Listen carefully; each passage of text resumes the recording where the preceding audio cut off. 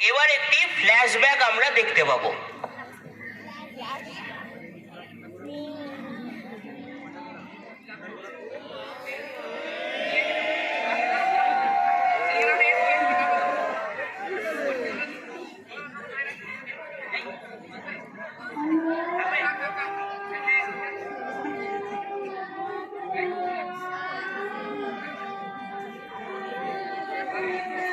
বাড়িতে কি কেউ আছেন?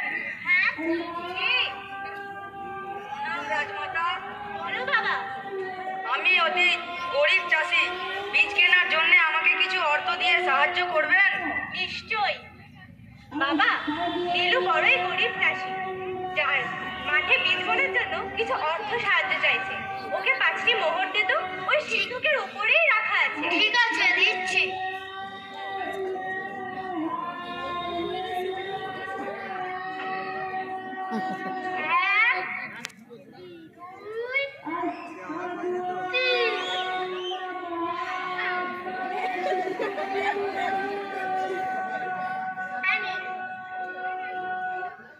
বড় মানুষ হও বাবা, ভগবান তোমার মঙ্গল করুক।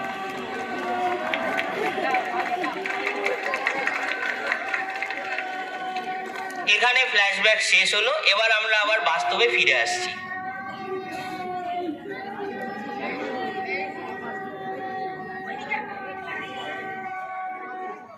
না না, আমি এই কাজটি করতে পারবো না, কারণ আমি ছোটবেলায় আমার মা 5টি মোহর একটি দরিদ্র চাষিকে দিতে বলেছিল, কিন্তু আমি তার থেকে 3টে মোহর নিয়ে নিয়েছিলাম। তাই এই কাজ আমার দ্বারা করা সম্ভব নয়। তাহলে বলছি কোথায় এই বীজটা আপনি বপন করুন। না না, আমি এ বীজ বপন করতে পারবো না। ছোটবেলায় আমি অনেক টিফিন চুরি করে খেয়েছি, আমি এ বীজ বপন করতে পারবো না। আরে রাজবৈদ্য মশাই, আপনি এই বীজটা বপন করুন। বাবা, এই বীজ বপন করতে পারবো না, আমি অনেক আচার চুরি করে খেয়েছি। তাহলে তো দেখছি আপনারা সকলেই চোর। তাহলে এই চুরি করার সাথে আমি একা কেন পাবো? সবাই বুঝতে পারলে মানেটা কি, যে আমরা সকলেই অপরাধী। অর্থাৎ আজ থেকে আমরা একটা শিক্ষা পাই যে আমরা সকলেই চোর, এবং এটা আমাদের জীবনেরও শিক্ষা। শুধু তফাৎটা হচ্ছে আমাদের ক্ষমতা আছে, কিন্তু যার দরিদ্র, যার চোর, তাদের ক্ষমতা নেই। মহারাজ, আমি যদি একটা ছোট মুখে বড় কথা বলি,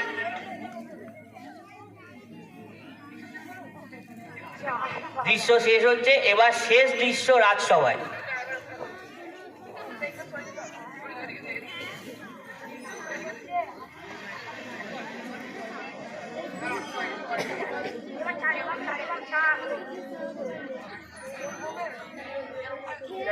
আমরা সকলেই অপরাধী, তাই এই চোরকে আমরা কোনো শাস্তি দিতে পারবো না। এর যোগ্যতা আমাদের কারোর মধ্যেই নেই। মহারাজ, আমি যদি একটা ছোট মুখে বড় কথা বলি, কিছু মনে করবেন না। মহারাজ, আপনি রবীন্দ্রনাথের নাম শুনেছেন? তার লেখা 2 বিঘা জমি একটা কবিতা আছে। তুমি মহারাজ সাধু হলে আজ, আমি আজ চোর বটে। এই লাইনটা আজ কেন জানি না বড্ড মনে পড়ছে। মহারাজ, আমি তো আগে পেটের জ্বালায় চুরি করতাম, আজ থেকে আমি মানুষের মধ্যে উন্মেষ ঘটাতে পেরে ভালো কাজে আমার নিজেকে খুব ভালো লাগছে। মহারাজ, আজ থেকে আমি শপথ নিলাম, চুরি করাই ছেড়ে দিলাম।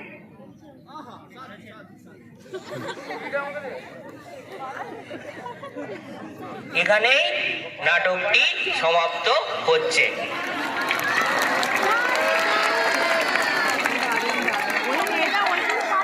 দুদিনের প্রস্তুতিতে এত সুন্দর নাটক মঞ্চস্থ হলো, তার জন্য প্রত্যেককে, নাটকের সঙ্গে যুক্ত প্রত্যেককে আমাদের অসংখ্য ধন্যবাদ।